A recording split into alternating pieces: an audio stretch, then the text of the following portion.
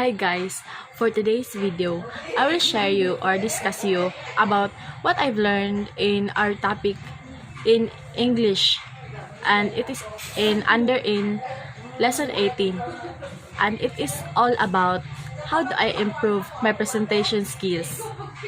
In lesson 18, how do I improve my presentation skills? The target is at the end of the lesson, you will be able to identify the preparations needed in making a presentation. Choose the appropriate presentation style for a given topic. So, when we say presentation, it refers to a speaking situation that addresses an audience and a group. It delivers information with the intention of bringing a specific message through the listeners. It has a persuasive elements, so therefore it should have a careful presentation and make plan to be effective. While the presentation skills are needed in order to deliver an engaging and appealing presentation. It means that the qualities must in order to present the information in a way that will bring about the desired audience impact. So, when we are presenting presentation, the audience or the judge in front of you will going to use a criteria because the more commonly using a criteria is to evaluate the speaker, their content and clarity of meaning. So, content. This involves giving the right information and presenting it in well structured format that will keep the audience engaged and interested. Clarity of meaning defines clarity as clearness of lucidity as to perception of understanding, and freedom in distinctness of ambiguity. This means that the content should be structured in a logical sequence and the right words are chosen to convey the meaning of the content. There are types of presentation style. Presentation style, visual style, storytelling style, instructor style, coach style, and audience rapport. So, presentation style. So, there is no hard and fast rule on what can be considered the best presentation style. You can choose what you think will be the most effective for your audience and topic. While this visual style is probably the most common style adopted by a majority presenter. So, the visual style uses appealing and colorful slides with every minimal text that complements what the presenter is going to say. Storytelling style. Telling a good story is always an effective way to the audience attention and connect with them. Instructor style. Used for complex or highly technical lectures wherein information is presented in logical order. Coach style.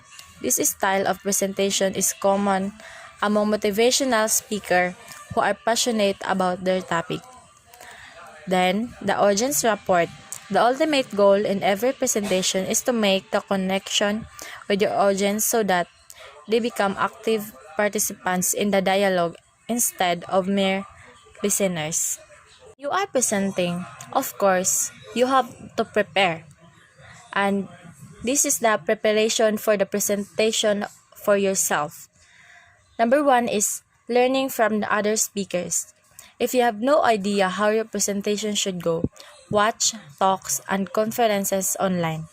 Study the speaker's example and style. Take note of the topic, the delivery, the overall flow, and even their quirks. So, you have to learn from their example. You can attempt to mimic them if you want. Evaluate their presentation and see what works for you and what doesn't. In time, you will develop your own style. But for now, you can use what you have learned from them until you have mastered the art of speaking in public. Second is be thoroughly familiar with your materials. This will give you the confidence to go through the hurdle, confident that you can talk about your topic like a pro and answer possible questions that might arise. However, like you were in, especially in forums, you should be honest with yourself and admit that you cannot answer all the questions from the audience.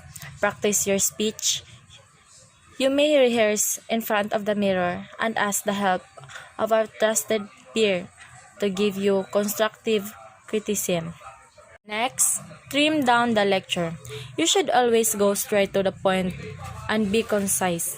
Read and reread your material. And you can make a map of facts and information and make connections among them. The fourth is sketch your storyboard. In planning the overall flow of your presentation, the transition from one idea to another should be smooth and clear. So this is where your mastery of your topic comes to play. In this way, listeners would not have a hard time evaluating their choices. You can also get creative by preparing a coherent story, providing your points. So if you have preparing for the presentation of yourself, you have to also preparing the materials. First is decide a theme of your presentation. Always go for the most professional looking templates. Like for example, avoid using or having cartoon slides like anime, or instead use backgrounds that is too formal. Second, in choosing the right font, see it if it is readable from a distance. If it has neat stroke, free from fancy stroke, and professional looking. Use boldface or italic for emphasis. Even color is a good tool and should go with the theme. So, do not use fonts that so many designs, and important terms can be emphasized using boldface as they look more consistent. So fourth, you can think of slides as a tracker for the listeners to know where the presentation is at the moment. And use keywords. Do not put everything you will say in the slides. Sentences and paragraphs should be coming from you. Concept maps and flowcharts are a good way to illustrate if phrases can't be avoided. So fifth is pictures and graphics should occupy most of your slides, because they catch attention and help visual learners clarify what is being explained. You can also use them to emphasize a point, tell a story if you choose to, or stock photos rather than drawn figures. And especially in introductions, you may start with pictures rather than questions. Then last, diversify your presentation with short video clips. They are good for introduction, but think of other ways to use them. And also, there is the prep method. In addition to the strategies cited, you might also wish to use the prep method. The prep method stands for point, reason, explanation, point summarized. Then, according to Anne Ricketts, it's like a roadmap that gives you an idea of where you're going and when you should stop. To illustrate the prep method, think of it as the mental outline of your talk, just like a paragraph with a topic sentence, supporting details and conclusion. The prep method is also structured logically and sequentially. And my strategies for or to be an effective presentation is try to appear confident even though you're not. So you have to public speaking, and it can be a nerve-wracking experience for some, especially those who have stage fright. And before your talk, you can convince yourself that you are confident even though you are shaking. Your thought patterns will dictate your actions.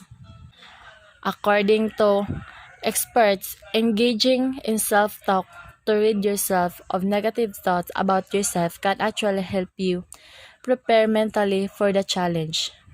Visualize yourself as a confident, competent, caring speaker, and your actions will reflect your conviction. Second is connect with your audience. Your audience is not only there to learn from you, they also waiting to be drawn in your talk, not only because of what you have to say but how you say it. Countless approaches have been proven to improve rapport with the audience, such as eye contact, smiling, telling a personal story, and having a sense of humor. To lighten up the austere ambience, whatever approach you use to connect with your audience, remember to be sincere. And the most especially is another thing, use movement to convey your message, especially if you are telling a story. Walk around, gesture, and use appropriate facial expressions, but don't get theatrical. Then the last is constantly strive to improve your presentation skills. If your previous presentation was not entirely a success, don't lose heart. There will be other opportunities to show your knowledge, talent, and skills. So it is the end of my video, and I hope you learned something about what I've discussed or what I've shared to you. And that is all. Thank you. God bless. Thank you for watching.